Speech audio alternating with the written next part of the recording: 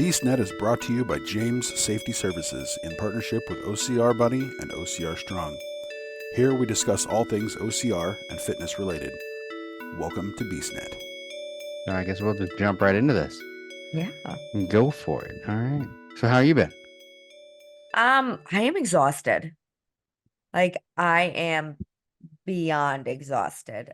In a good way, I suppose. Like training is going phenomenal, but like it's also kicking my butt and I really want a break. I need sleep more than anything else, and I can never get it. Yeah, I know that feeling lately. Yeah. That's one thing I need to. It's one of those I've got. The big race is over. Ironman's done. I got that one.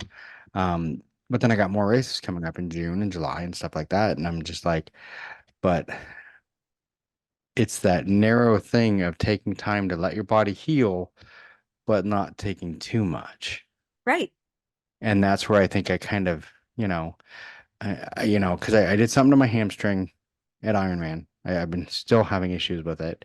So I was taking it easy for like the last 3 weeks, but then I just did an ultra over the weekend. Oh, right. Congratulations. That's Thank so you. exciting. I got the buckle, but geez, man, there was a lot of sand, which everyone said is not normal for Fayetteville. Mm-hmm. There was a lot more sand than anyone was used to.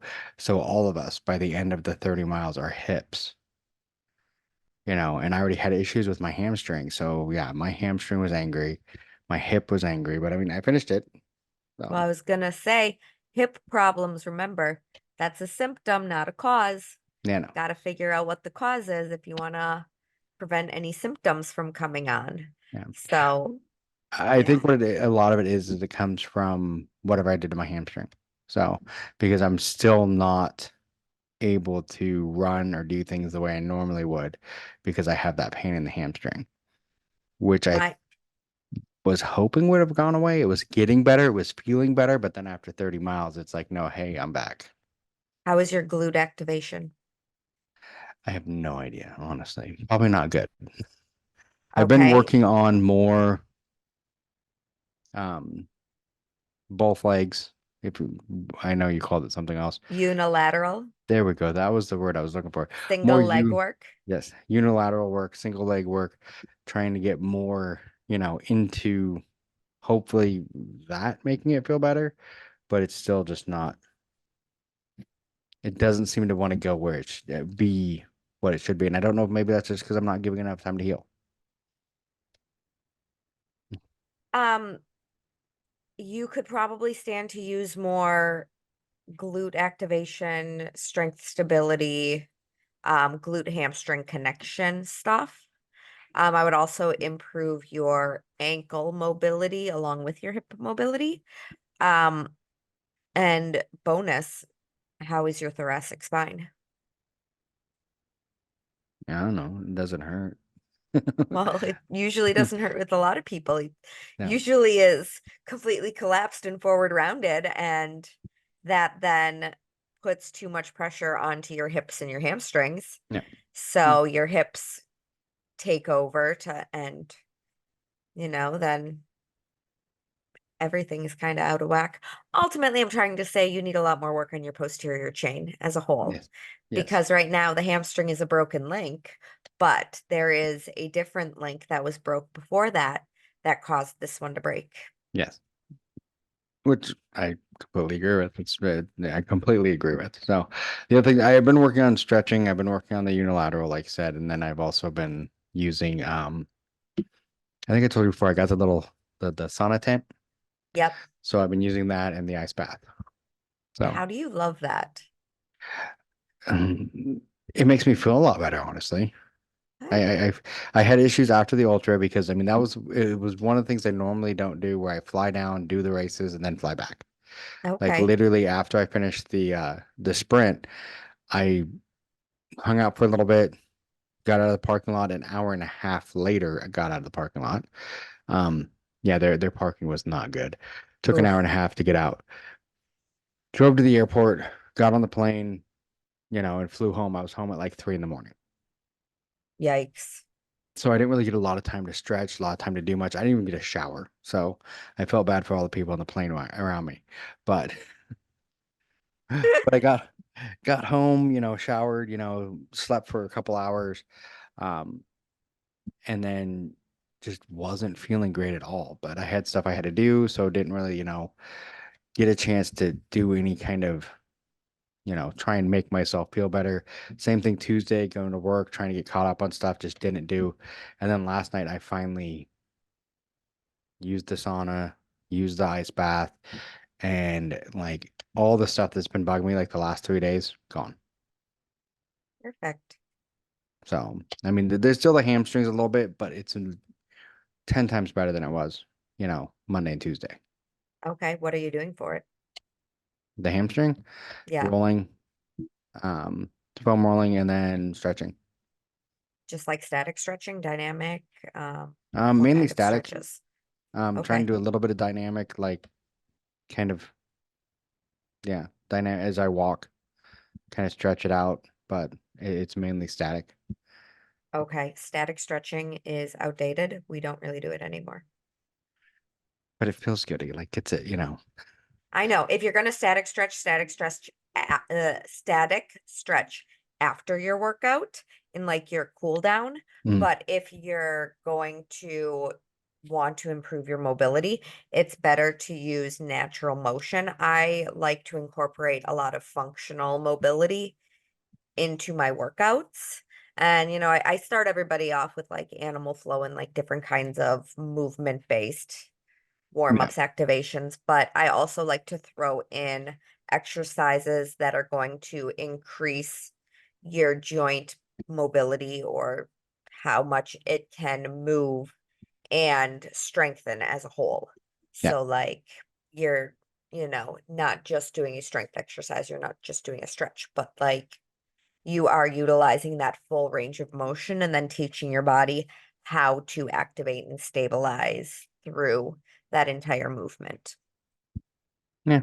Which is good. I mean, I've been trying to, because obviously my body's sore right now, so it wasn't a lot of hard workouts, but do kind of the deep, it sounds, I don't know how to explain it, like step deeply, basically to try and get the as you're walking.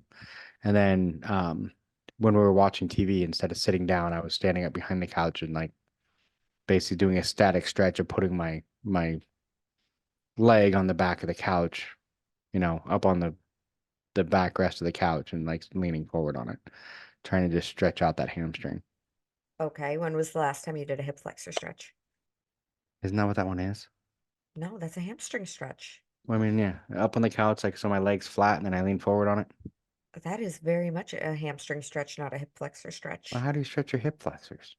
You kneel on, you can do like a half kneel position and you, I mean, most people can literally just kneel onto one knee, sit upright, and maybe put the arm on the same side where the knee is down, up overhead. And that's probably going to light their hip flexor up because they're so tight. Yeah. Your hip flexor flexes the hip, Yeah. the hamstring extends the hip. So Okay. to stretch your hip flexor, you need to extend it, and to stretch your hamstring, you need to flex it.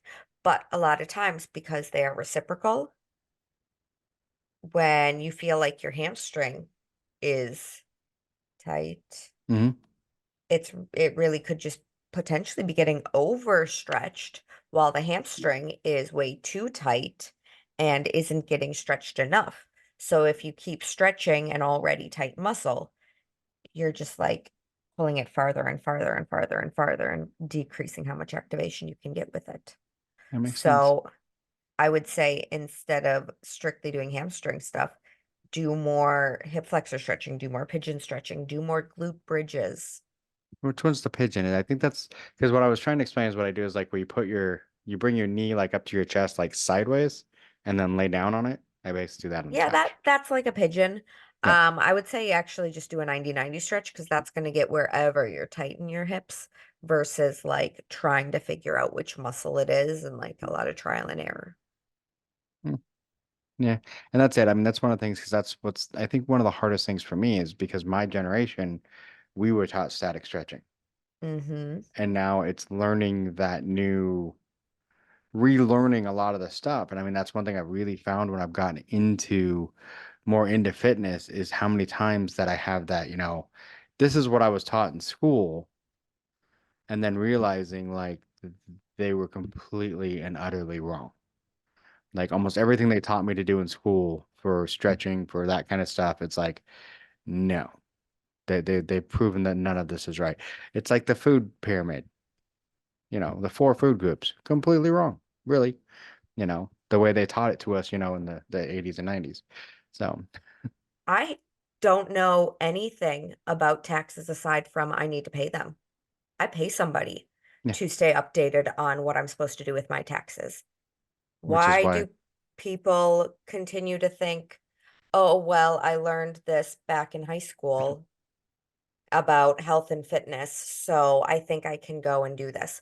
Us as professionals, we have to maintain our certifications. We need to continue the continuing education. We are staying up to date on everything. We're constantly adapting and evolving our training Mhm. skills. Pay us to keep your body healthy and moving properly so you don't have to do this trial and error and you don't have to live by these outdated mindsets. I mean, look at how many people are still doing crunches. Hell, DecaFit went and put it in their race. We should Mhm. not be doing crunches. Mm. And I mean, I'll give DecaFit credit. I haven't done it. I know that there are sit-ups with a ball toss that is better because it's a longer lever.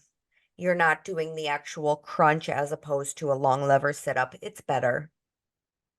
But core training now is not sit-ups. You are not going to get peak physique by doing sit-ups. You need other things. Yes, you can do them, but you need just as much back work to keep your entire body upright because nobody wants to see you hunched over, even if it means you have one or two abs popping out.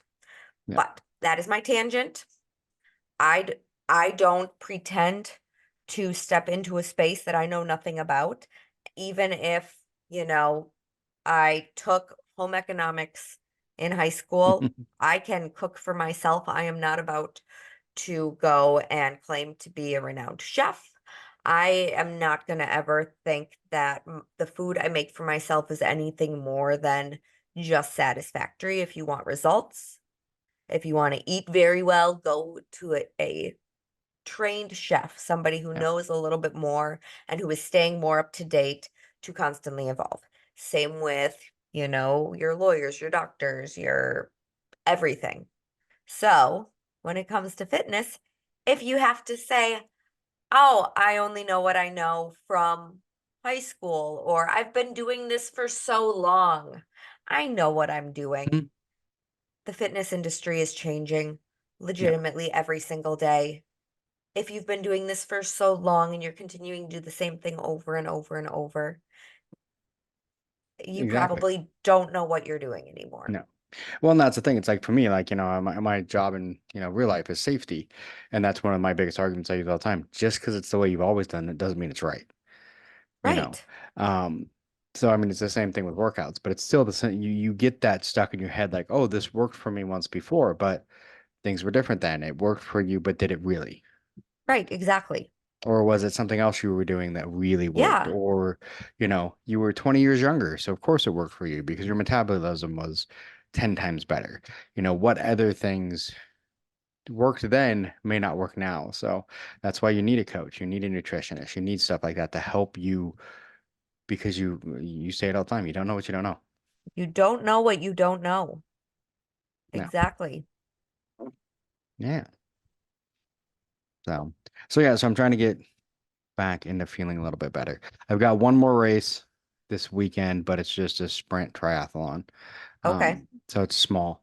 Um, and then I don't have anything till like the end of June when I do the CC Okay. race. So I need to get back into the physicalness of it all and getting really, I don't know.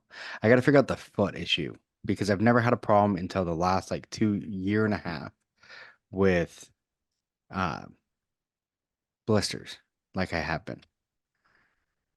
But that's another whole issue. So Were you dealing with blisters when your hamstring flared up? no, it wasn't until after. Okay. Yeah, it was not until after they flared up when the blisters started having problems. Is it the same side or the opposite side? It's both sides. Oh, I am curious if there's something going on with your gait. So, I said the hamstring is a symptom of something. Blisters are a symptom of something. Yes. So maybe your gait is just completely thrown off. There is,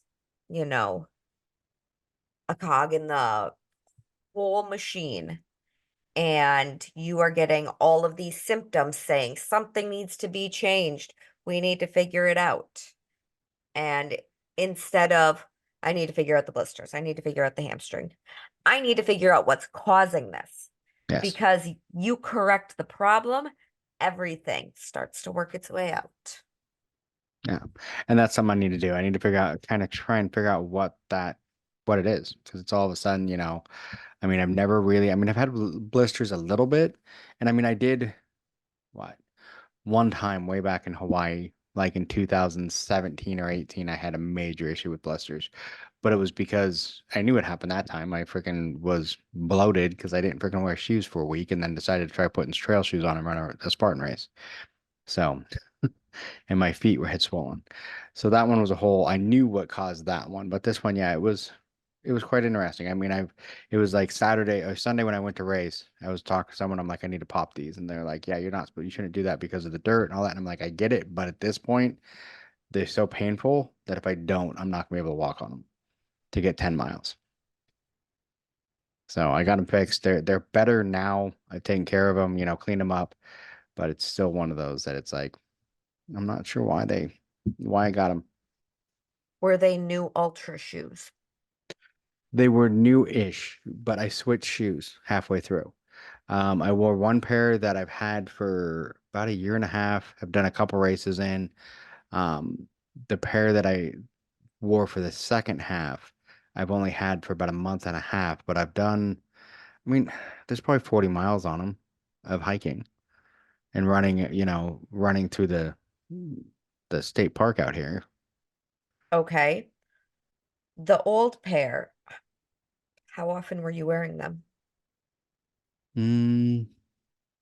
Once, maybe. I haven't worn them really probably since I got the new pair. So it's been about a month and a half since I wore them, but I was wearing them once or twice a month. So it wasn't a whole lot. And what did your hamstring become aggravated before or after the last time you wore them? It was after the last time I wore them because I didn't wear them. I wasn't doing a lot of trail running getting up to the Ironman. I So was doing more has street. your gait and your wear pattern changed, and now your shoes are forcing you into an old wear pattern? It's possible. It's possible because yeah, if I hadn't worn them before, I probably changed into a different gait pattern because of my hamstring, which probably made me run different in the shoes. Yeah. Which would have, yeah. And they all would have been, except for the very last time I wore the new pair, and I only did, I think, a 7 mile hike Okay. with them. I already had the hamstring issue at that time, but I'd worn them, a couple times before that, getting them more broken in. Okay. So make sure you're just testing your shoes before. Like, Mhm. for instance, I'm running toughest, not this weekend, but next weekend. And I know that I'm gonna wear my Lone Peaks. I haven't worn really my Lone Peaks in a while. So I wore them for 11 miles on Saturday, 6 miles on Sunday. Feel great. I don't anticipate getting anything more than maybe 15 to 20 in my Lone Peaks before I need to change out. And then I was wearing my old Timps that I've been running inconsistently since that Don't Run Boston race. Yeah. And I also have tested out my Olympus, and I know, okay, I have 3 pairs of shoes to bring down with me just in case. I'm good to go. They all work. And that was why I brought 2 pairs. I had the 2 different, Yep. and they're both Lone Peaks. But one's I think a 7 and the other's an 8 because one's Oh, last year and one's this year. okay, yeah, Which I will say this, the 8s have the traction on the new ones is yeah. better. Really? They're That's getting awesome. closer to they're getting closer to the MTs. They're not MTs yet, but they were close. Good. So Yeah, we they still got need drainage.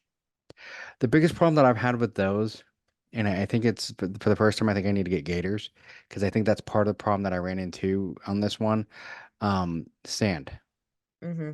I kept getting sand into my shoes to where it was under my feet, Yeah. and I'd have to stop and dump it, and that's where I was getting where I got the blisters. It's right on the pads of my toe, right behind my toes, right where you run. So the parts that are hitting the ground the most, and I think that's where the sand was sitting. So I think Yep. that's another problem is because with not having the gaiters and getting, but I've never had that problem before. So it was just kind of Mm-hmm. a new thing because I don't think I've ever really, it's the first time I've really done races with that kind of like fine sand in them. I did Vegas a couple times, but there was nothing ever bigger than a sprint and a super. And I always had two different pairs of shoes. So I'd wear one on the sprint, one on the super, and you weren't in the sand that long enough to feel it. And this Right. race was a lot of sand. Houston Okay. was too. So, but so it's just, Okay. it's all different things. So I mean, there's always something that's affecting it, and it's just a matter, like you said, I need to figure out what's going on weird with my gait, because of that, you know, it's either my hamstring or it's my hip. It's one of the two. Something's going weird, but you know, Mm-hmm. I think I thought it was my hamstring for the longest time, but I'm starting to think more and more it's my hip because that's one thing I've had issues with that hip in the past. The first time I tried to do a 50 miler, I was at mile 42 that hip locked up. Okay. So, Yeah, so I would have it's guessed hip. yeah. Always look So at the joints above and below first. yeah, so I gotta get that figured out. But luckily, like I said, I don't have a big event until the end of June, so I need to start training, figure out what that is, work on the unilateral training, and get ready for Sisu in June. That's gonna come up quick. You better About a month and a get that half. figured out. Yeah. Yeah, no, so Yeah. but I've only got this year's gonna be it's more than I did last year, but I don't think it's gonna be. I've got those, June, July, and right now after that, I don't have a whole lot that I'm looking at after that. I Okay. might, I might I haven't decided yet, but it really depends on how I get with this hip or my left leg. I was thinking about the Waco Ironman, Okay. Nice. but I definitely want to do the Ironman next year because I want to get under that 8 hours and 30 minutes Yeah. because that's been eating at me. It's like I finished it, but I feel like I didn't quite get it because I didn't get that 8.5. Mm-hmm. So, yeah, you know how it is. Oh, I definitely do. So what have you been up to lately? Um, Training a lot, a lot, a I see lot. it, and I do have to say this: your pictures, you can see the the effects of how much you're training and how much your body is changing from your training. So I haven't really actually changed my training at all. My training has been what it's been for Yeah, years. Um, it's strictly a couple of minor changes to my diet that has like unlocked this whole new level for me. yeah. It's absolutely unreal. And like, it's literally just, I put the CGM on and I started to see how my body was responding to certain foods. And then it was like a puzzle. Okay, well, what did I eat that caused that and what can I change? And like the CGM that I'm using, it's great. It has a like AI like optimization, quote unquote, where, you put your food in and then it says, okay, based on what you just put in, you should try adding this, substitute this, change this. And Hmm. it gives you like these little suggestions to try. So it hopefully doesn't spike it the next time you eat it. I have been eating the exact same thing for lunch all week. It was a cauliflower and brown rice mixture with black beans, pulled chicken, guacamole, and then I swapped out my normal tortilla chips for those Siete chips. They're Hmm. like gluten-free. One of my clients is like, she was on a CGM before and she's like, yeah, these were great. I never spiked. So I'm like, oh, I'll give these a try. And then I was like eating them and all week, spike, spike, spike, spike, spike. So today, I ran out of the chips and I ate I was also out of black beans. So I was like, okay, I'm just going to eat the brown rice and cauliflower rice mixture with pulled chicken and guacamole. I like ate it with a fork. No spike at all. It went from like, this is the worst thing you can eat to, hey, look, you didn't spike a single bit. And it's all because I didn't eat tortilla chips. And I mean, the black beans, there was a little bit of black beans that I was eating. And usually I have no problems with black beans.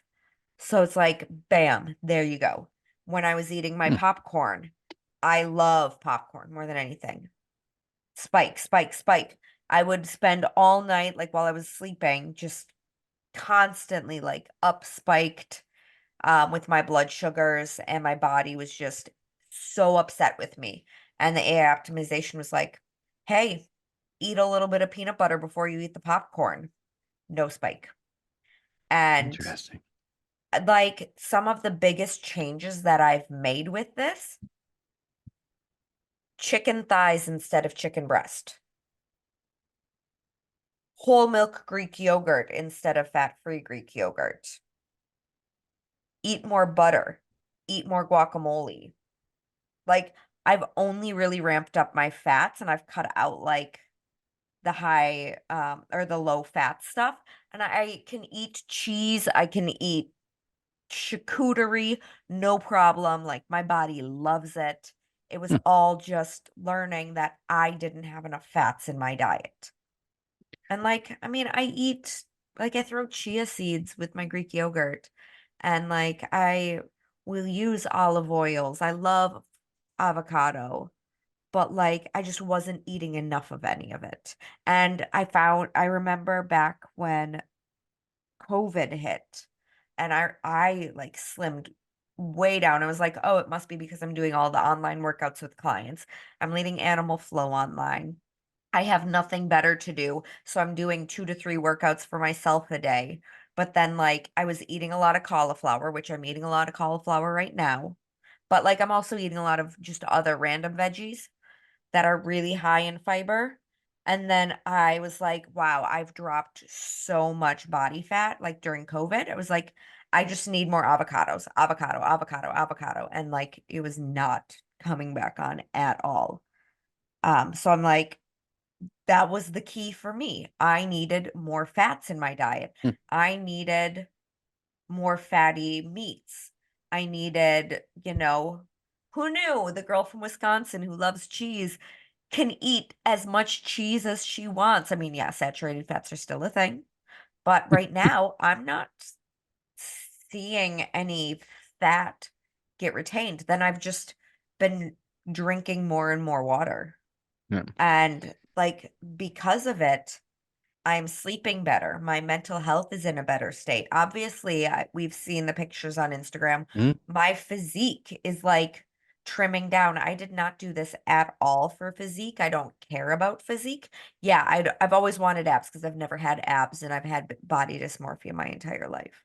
So like it would be cool to like have abs or like for my arms that I've always thought were just like massive and fat to like have some definition, especially now that I have a new tattoo to show off. So like, yeah, I would love that, but that's not why I do it.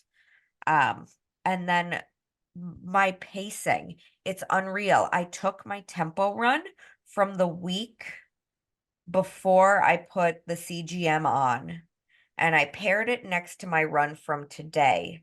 I was running about 9:30-ish pacing for my tempo runs. My heart rate was spiking up, over 174. Now my tempo run from this week, I will say, it was like the first 70-degree day in Boston, direct sunlight. It was miserable. Yes, my heart rate spiked. But last week, even where it wasn't miserably hot outside, I was still running an 8:20 pace. I've been on this for 8 weeks. I have dropped over a minute pace on my tempo run, and my heart rate's not spiking up. That's awesome. So now the CGM, that's what the constant glucose monitoring, correct? Yes, the continuous glucose monitor. Continuous, that's what it was. Now, with that, now the one you have, is it one that's it's obviously attached to you somehow so you can measure it. So does it just automatically talk to your phone or the app and tell you this is what you're doing? Yeah, literally, it pairs in with an app on my phone. I'm starting to spike because I ate a little bit of Halo Top, but um, it pairs directly into an app on my phone, and then so it actually has 2 apps because the first app is like the CGM specifically, but then that imports the data into the tracking account for the platform that I'm using, which is called Ultra Human. They just came to the US, but they've worked with elite athletes in like the UAE and overseas in the Middle East, maybe a little bit in like Europe, and it just got approved for the States. So the CGM data crosses into this app, and then it also pairs with my Garmin, with my Fitness Pal. So I enter what I ate into my Fitness Pal, or you can enter it straight into this app, but I'm like, meh, like it's just so much easier to do it into my Fitness Pal because it's more like intricate and like you can put Yeah. in specifics, whatever else. And then it auto syncs onto the timeline, and it'll keep track of what specific meals did for you. So, like I was saying, my lunch today had a perfect rating. I don't know if you can see that. Why I hate this blurred background thing. I don't know how to even change it off. I kind of saw There. it for a second and then it blurred out. Yeah, I don't know what this does. Is it the background? I want. Yeah. Oh, I don't know how to get it off of that. It's so dumb. It's okay. But it gives, I don't know, can you see that maybe Oh, yeah. now? Yeah. So it gives a score based on what the food is. So like I said, that was my like really good meal from today. 10 out of 10 stable response. Perfect meal when it was like a 2 yesterday because I ate some tortilla chips. Hmm. So it gives a rating for what I'm eating. It tells me like there's like all of these different little notifications like, oh, last night I taught at the Phoenix until 7:30. One of my clients decided, I walked out the door, and every week I'm like, I have to get home. I have a 5:30 a.m. client. I have to eat something. I have to get to bed. And every week it's like, oh, great, I'll walk out with you. And then she needs to talk for like 10, 15 minutes. Bless her heart. Yes. But I'm like, I need food. I need to get to bed. I have a 5:30 a.m. client, which means I am up at 4:15. So like it yelled at me today, last meal timing. Oh, you ate after 8 o'clock. You should eat a little earlier. Or it told me rest up a little because my blood glucose average has been a little too high. And like I said, I am exhausted right now. I'm not getting the sleep I'm needing. I'm not getting my recovery like I want. It's sensing that, and my blood glucose is higher because of it. Okay, I need more recovery. If I spike, it's like, oh, you went hyperglycemic. If it crashes, oh, look, you crashed. The goal is to not let your body spike and drop, because the more you spike and Yep. drop, then that's triggering more of like your hormonal responses, and your body needs to figure out like how to remain stable on its own. Like you think of that Snickers commercial, like you're not you when you're hungry. Well, you get that hangry because your blood glucose is dropping really low. So Yeah. you're very irritable. And that's usually when you like shove food down your face and like you don't care what you're eating, just get something in my system now. So the goal is to keep it stable so you never get to that point. And if your body is constantly processing whatever is you put into your body, then you don't need your hormones to kind of fluctuate to figure out, Yeah. Well, and a how lot to of people don't think process about and that. yeah. That it affects what you eat doesn't just affect you physically, it affects you. I mean, it affects you physically with the idea that as your blood sugars raise and lower, like you said, your hormones try and adjust to deal with that, which causes your mental, causes you to, gain weight, hold weight, everything else. And a lot of it is if you can keep that glucose level nice and even, it helps a lot of things. Yeah, your body can then process everything so much more efficiently. I mean, we've already talked about it. The only time I would ever say go eat junk food is during an ultra. But if you've trained your body so well, like I had mentioned when we talked about World's Toughest Mudder, I purged sugars for 2 weeks. I got to World's Toughest Mudder, attempted to eat some candy, and I was like, this is disgusting. My body Hmm. can't handle it. I don't need these sugars. I wanted more natural sugars because my body had grown accustomed to processing it over those 2 weeks. Now I'm about to go into toughest mudder off of 2 months of no sugars. I've significantly dropped my carbohydrates, but like I said today, I ate rice tonight mixed with cauliflower rice, no glucose spike. So I'm not avoiding rice. I'm just learning how to eat carbs with, the fats and the fibers and the proteins to slow the digestion down. So Hmm. it's not spiking, dropping, spiking, dropping. Because a lot of the problem with junk foods is that glycemic index is so incredibly high that, like, the second you go to digest it, it spikes your blood sugars.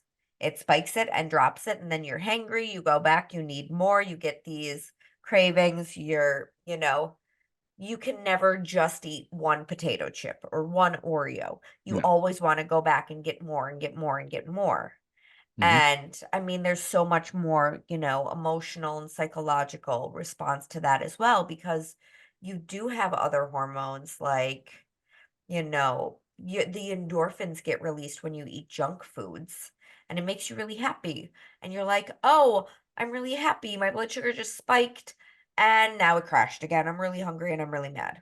So it's like there's so much more that goes into this whole blood glucose factor than just like, hey, we're eating to keep this stable. We're actually keeping our body functioning properly without any little bit of like excitement shooting through. Like, we don't want the building on fire 24/7. It's not, I'm on fire now, put it out, on fire, put it out. Hmm. It's, hey, we're just keeping the building running happy. And that's literally all I've been doing.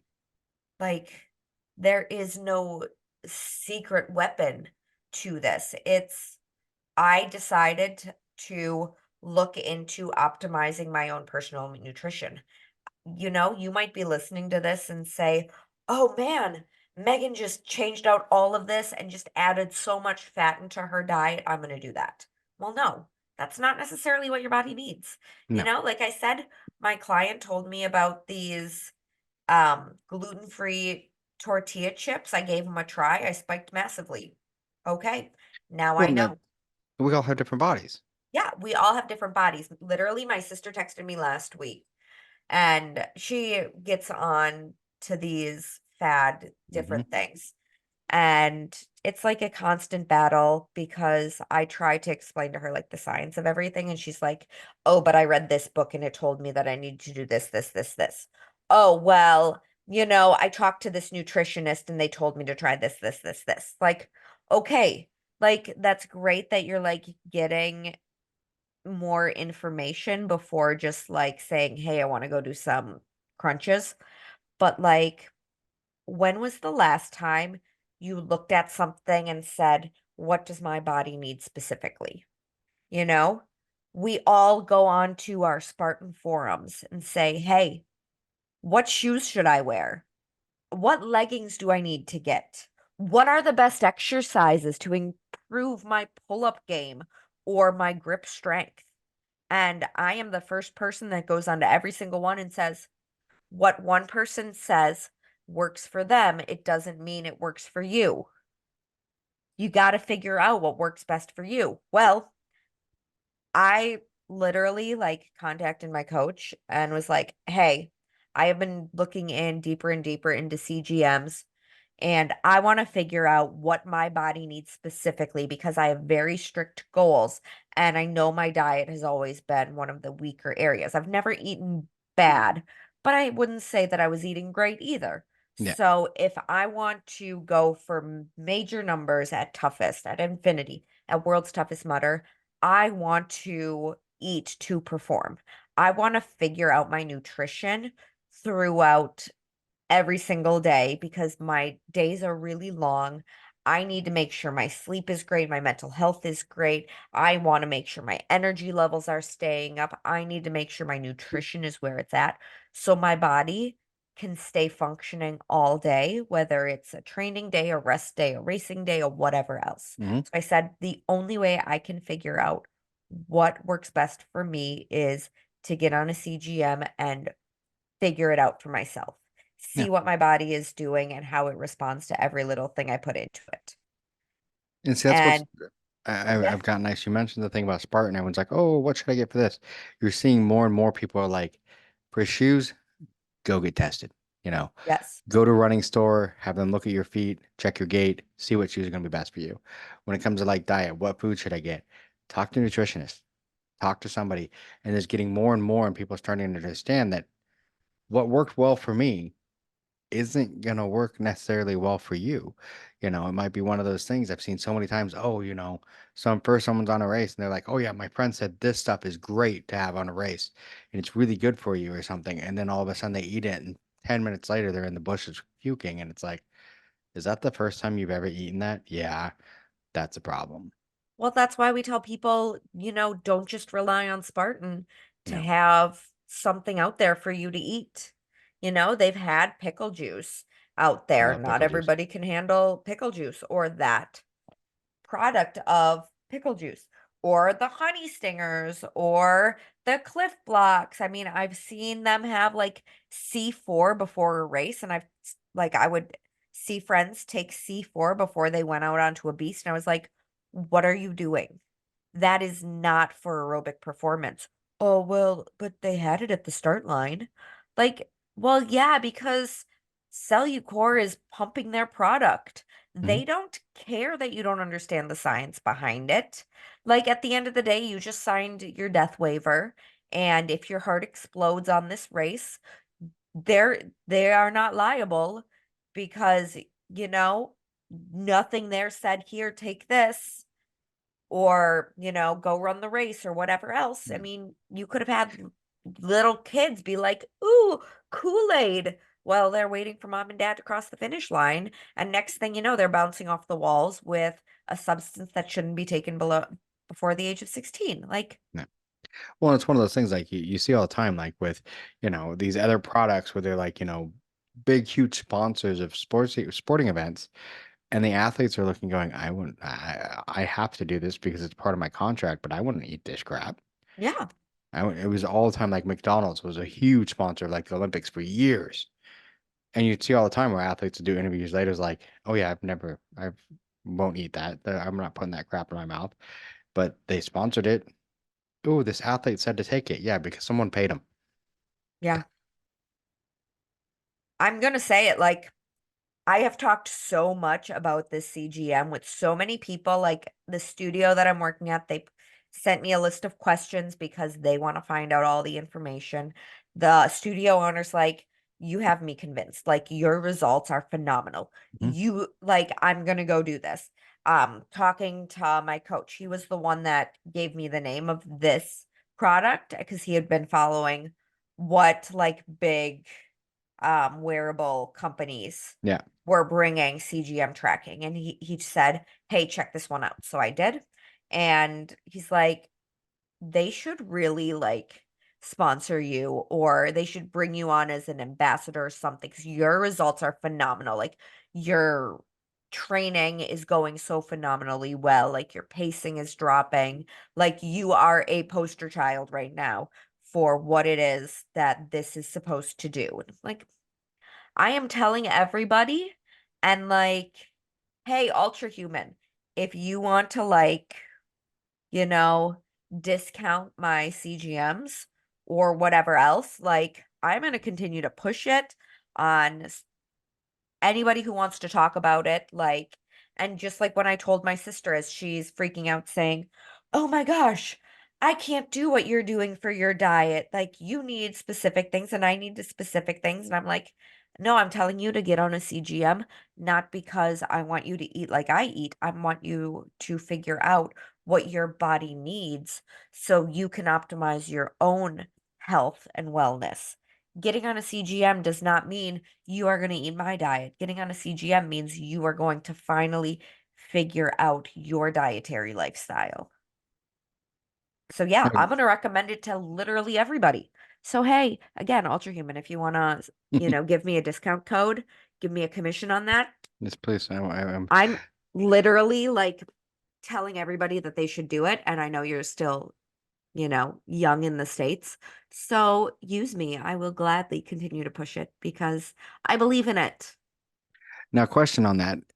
It's a wearable, like you said, but what kind of wearable? So it's a continuous glucose monitor. So it's got a tiny needle that, you push a button and it inserts this little patch right onto your arm. Mhm. You don't feel the thing. You wear it for 2 weeks. It syncs directly to your phone. If you close the app specifically for the CGM, it yells at you and says, "Hey, don't turn me off." But in in the event, like I'm gonna go run toughest, it can hold that data. I don't know what the exact time frame is, but I know that it is going to hold all of my nutritional data if it can't sync to my phone for, at least 24 hours, if not longer.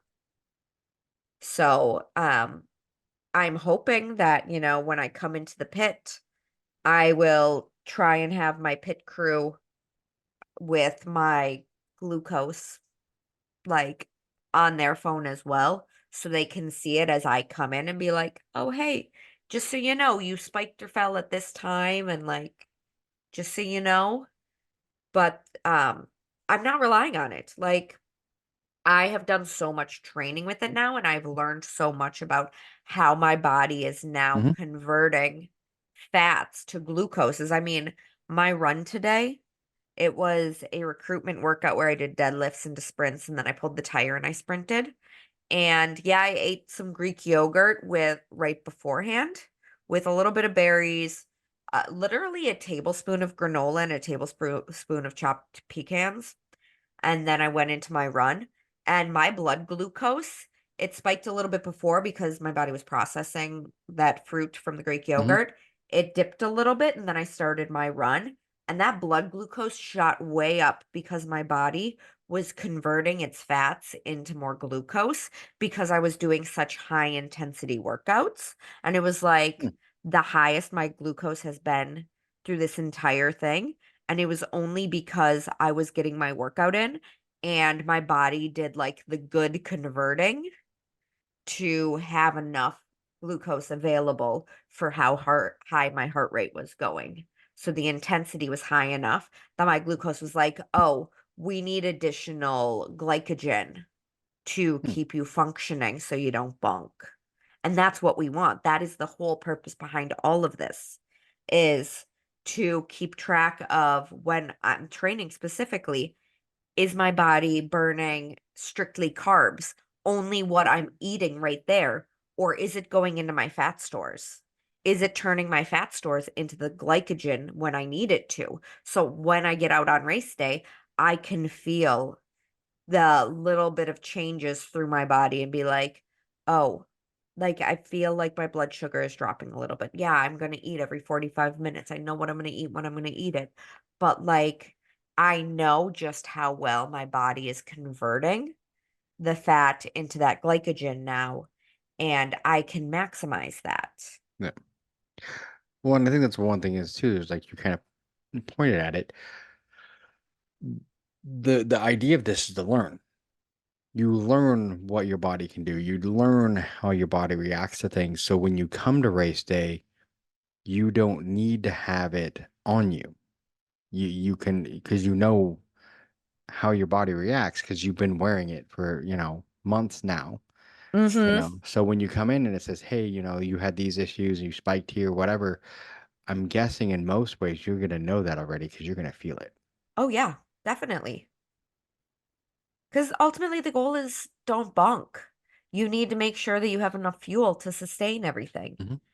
And the more that I wear it throughout the day, the more I can sense that, you know?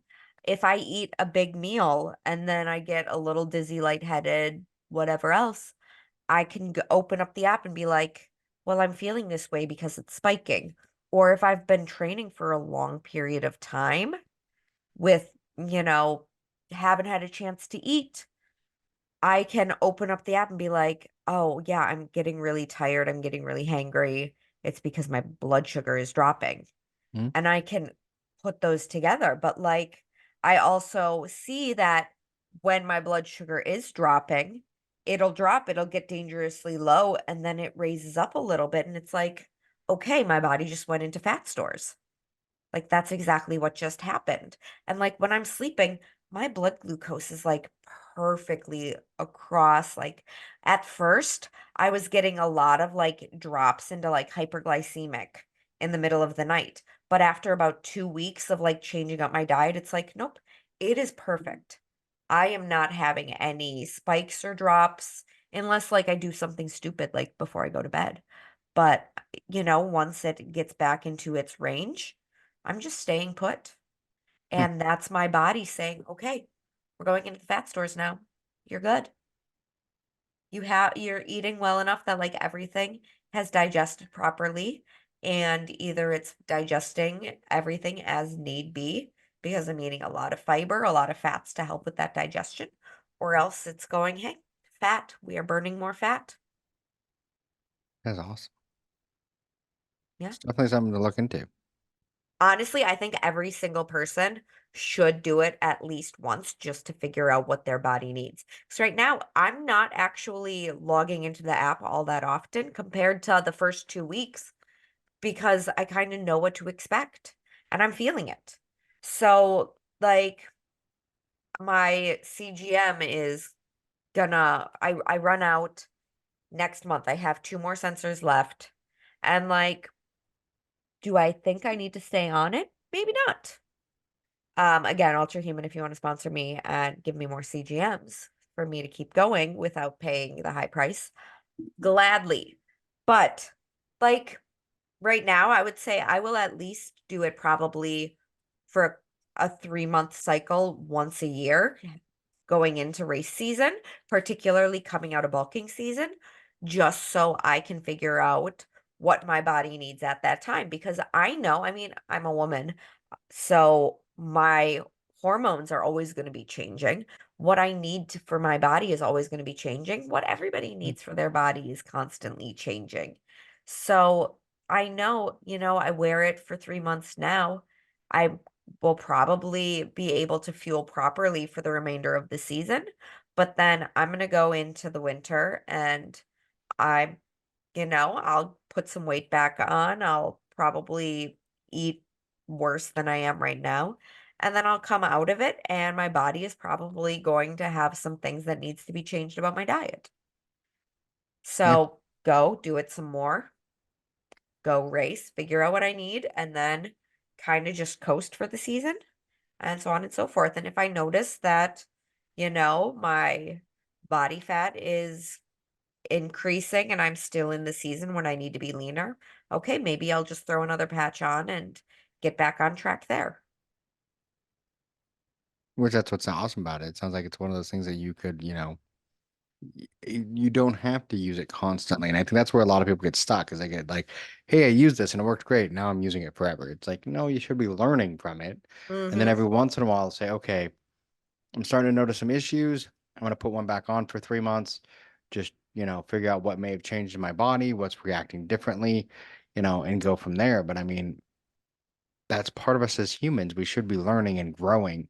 Yeah. Like we started this when we first started talking. I mean, thinking what worked for you last year is going to work for you this year isn't always the case because things are different. Yeah, exactly. I tell every single client when they start with heart rate training, they're like, oh my gosh, this is miserable, this is miserable, this is miserable. And they're like, I'm checking my heart rate all the time, or I'm checking my pace. I'm like, you check your pace, you check your heart rate consistently throughout your long runs, throughout your tempos. I mean, if you're doing your speed work and checking your heart rate, you're probably not going as fast as you need to be. But like, you want to see where that is consistently. You want to try to match up your perceived exertion with where your pacing is at, with where your heart rate is at. So then on race day, you don't have to look at your watch. You should be Yeah. able to feel instinctively, oh, this feels like an 8:30 pace. I'm comfortably running an 8:30 pace right now. I can still talk. I'm still breathing. I have something left in the tank. I can push a little bit harder. Or, oh my gosh, I don't know if I can push any harder. I can tell that I'm redlining. My heart rate is way too high. I went off way too fast. I have to pull it back down. I have to find a little bit more comfortable pace where I can just keep running. And Yeah. that's what we're looking for. That's what I'm trying to do with this CGM. Yeah. No. And I agree. And that was one of the things, like, when I lost the weight and everything, it got to a point where like you said, I was constantly looking at my watch. What's my heart rate? What's my pace? And then you hit a point where you just feel it. Yeah. You're like, okay, my heart rate's good. And you're just running. And then you're like, oh, my heart rate's getting a little too high. Let's, drop my pace just a couple steps, and bring my heart rate back down, calm me down. And and you don't have to look at your watch. And that's, if you sounds like if you use the CGM, it's going to be the same thing. After a while, you're just going to you'll feel it. You're like, ooh, hey, I'm spiking. I need to, you know, Yeah. I need to watch it, not eat that next time, stuff like that. Yeah. Yeah. I mean, I ate popcorn and I'm like, yep, I just screwed myself, but I really wanted popcorn. Because popcorn's amazing. Hey, as you see in the pictures, like that popcorn didn't kill me. So, like, as one of my clients who got onto a CGM after we started talking about it, as she put it, it's just a policeman in your arm, you know? They're not going to go and smack the donut out of your hand, but they are going to say, oh boy, you just messed up. You messed up good. You're now going to pay for it. Yeah. And I think what a lot of people realize too, and that's one of the things that, I'm trying to really definitely get back to. Um, Over COVID, when I changed my diet, was eating healthy, doing everything else, the difference your body feels. Yeah. And it's not just when you're working out, it's all the time. Just sitting in a chair doing nothing at work and you just feel better Yeah. because your body isn't trying to cram all that horrible stuff you ate through your guts, you know. But if you eat the right things, your body feels better, your hormones feel better, everything feels better. It's the same with working out. It's not, and like most people say, the easiest part of losing weight is working out and going to the gym. The hardest part is the diet. It very much is. Last Friday I went to a concert. It was the Ghost Inside. It was phenomenal. Um, I was the concert was in Worcester. So if you're not familiar with Massachusetts, Boston is obviously along the ocean. Worcester is in central Mass. So that's about an hour-ish away from Boston. Massachusetts isn't very big. It's like, 2.5 hours across total. So it's like smack dab in the center of the state. I went there. I knew, okay, it's a typical show. It's gonna get out at like 11 o'clock. Mhm. By the time we get to the car, we get out, we get onto the road.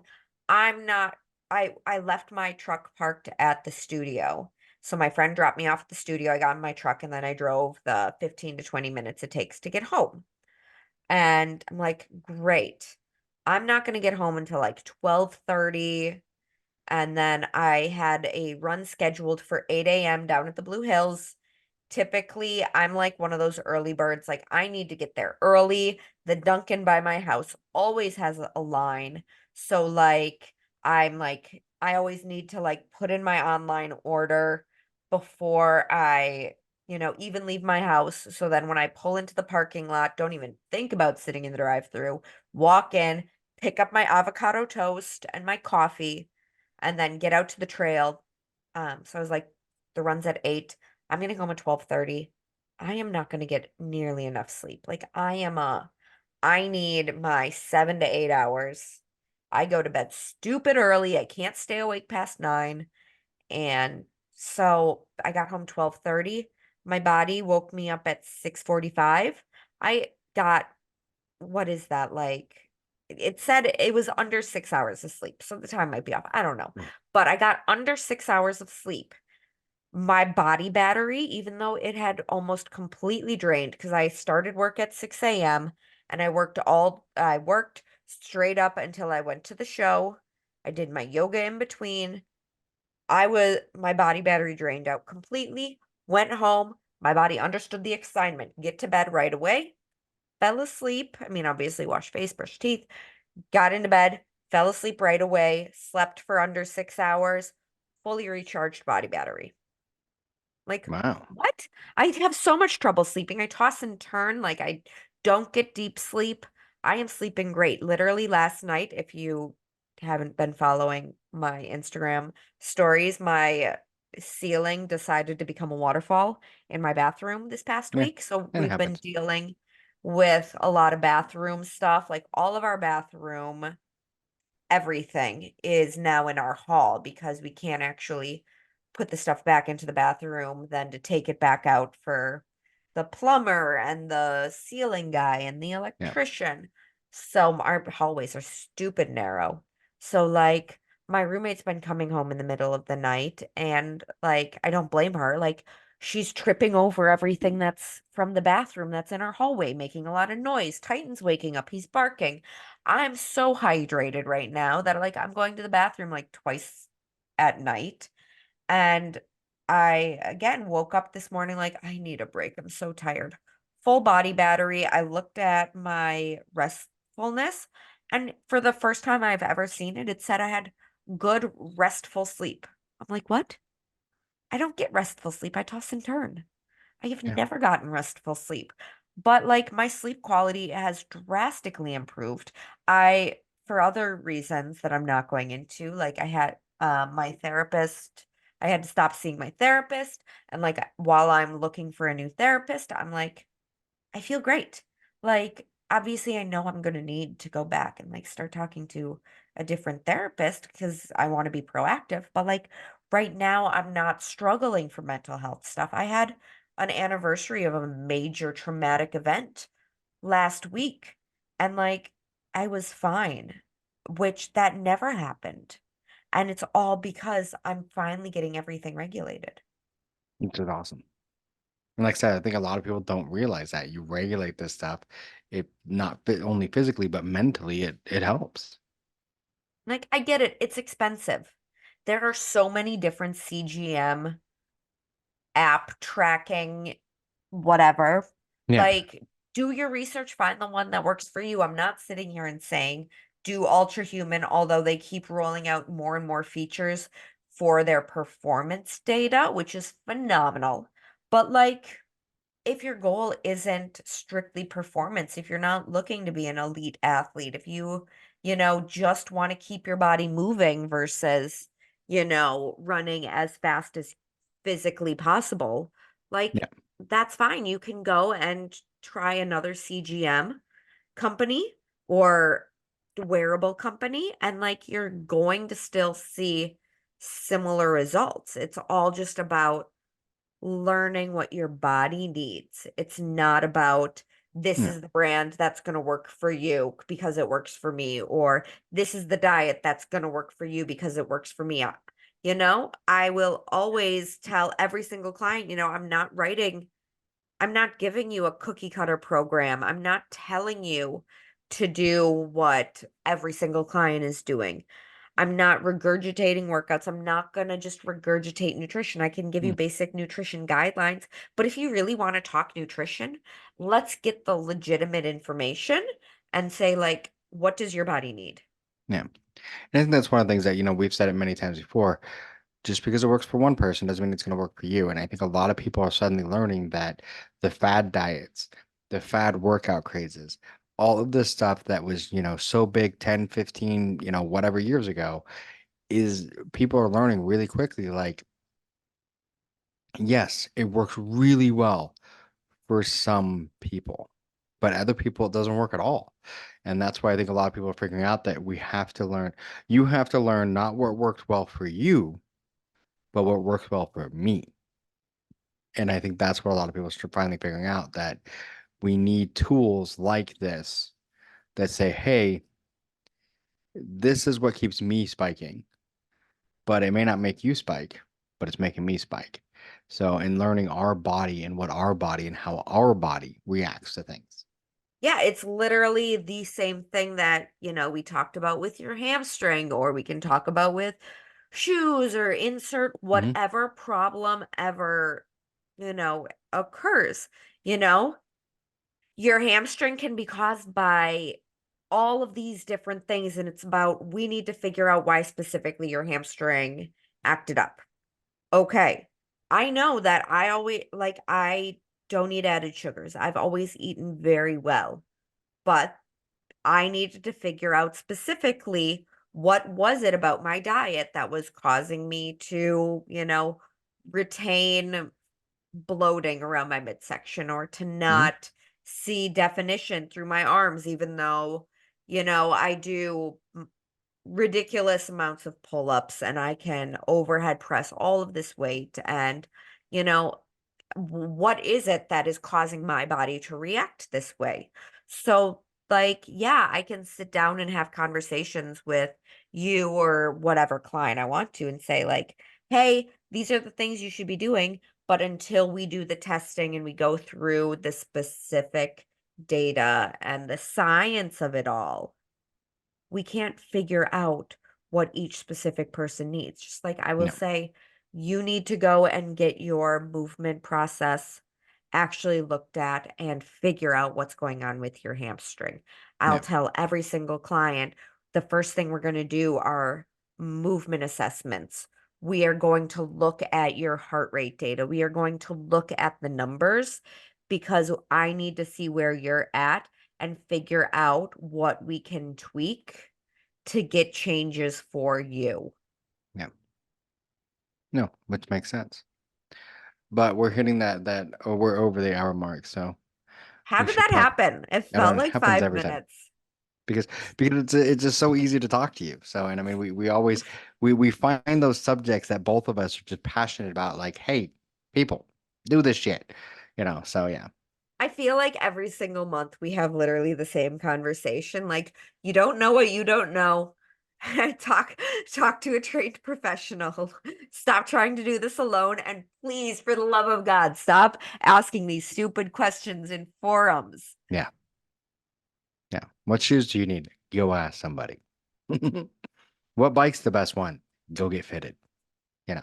Yeah. Exactly. Oh, I have this injury. What should I do? Go see a physical therapist. Yeah. But don't go to any physical therapist. Go to a sports medicine person. Yeah. Like, oh, can you give me workouts? Yeah, go to a trainer. Literally, I saw a friend on Facebook when I woke up this morning. They had a post said, "Can somebody give me free workouts to do?" And I'm like, stop. It's See, and nobody else's job. I've done that like once where it's like anyone, I would be like, hey, does anybody have? But it's one of those like I've clarified, like this isn't for me. This is like group. Like when we go hang out, do our group stuff. I want group type workouts that are fun, not something for me specifically, kind of because for me specifically, it's like we've talked about. I mean, I need specific workouts to me, but I remember the first time I walked, well, it wasn't the first time. I remember one time I walked into the Phoenix, and there was another guy there to take my class, and it was his first time coming to class. And he religiously takes CrossFit. Like, he's a really fit guy. Like, I set up a rig with the twisters and the twirly birds and mhm. the everything, and he's like just getting through them all. And um everybody's like, "Oh, what are we doing for class?" And I'm like, "I don't know." They're like, "What? You don't know?" I'm like, "No, I have no idea what we're going to do today." They're like, "Class starts in like 5 minutes. Why don't you know?" I said, "Well, because I haven't asked you guys what you want to do yet." Mm, And they're like, "You don't have anything in mind?" I'm like, "Well, no, this is your class. I'm going to write a workout for you." And he just looked at me like I was absolutely insane. Like, how do you not even have a workout prepared? And then, I said, hey guys, what do you want to do today? And people were like, I'd love to work on plyos. I want more cardio. I really need more abs and I need more pull-ups. And I'm like, okay, here we go. And as I'm going through, I'm like, oh, this person wanted this, so I'm doing this. This. They go through the class, we finish up. I said, okay, did anybody attempt anything new or get a new skill today? And everybody raises their hand. I said, so what did you think of class today? They're like, oh my God, that was brutal. That was a killer. That was such a great workout. Mhm. And I'm Yeah. like, yeah, I'm giving you what you guys are asking for. But like, I hear what you're asking for and I see what you need. And I'm like putting a spin on it. So it's like relevant to everybody. Another guy came up to me and we've talked about before, like every class, he's like, one of my favorite things about your class is that like you write a workout and it's always really hard, but then you give options and say, if you can't do a pull-up, that's okay. Try this instead, or try this. And if you need to go up another level, try this. And like, I never feel like this is out of, my ability level to an extreme. And I Mhm. feel comfortable here because you are speaking to me, even though I know that you are writing this for everybody. And Yeah. I'm like, well, I tell them, I always say, you're no good to me if I kick your ass. I want to push your comfort zone. So I'm going to find where you're comfortable at and I'm pushing a little bit more. Just a little bit past. Yeah. So, okay, tangent Yeah. over. I know we need to get out of here. It's All right. almost my bedtime. Yeah. Mhm. All right. Well, you get some sleep and we will talk again soon. Okay, this was great. Thank you. All right. Yep. Okay, Bye. bye. Thanks for listening to the BeastNet podcast. If you haven't done it yet, find us on Facebook, like and share the podcast. Give us a review on iTunes or Spotify. All these things will help to expand the show in the future. Don't forget to subscribe and let us know what you think and what you'd like to hear.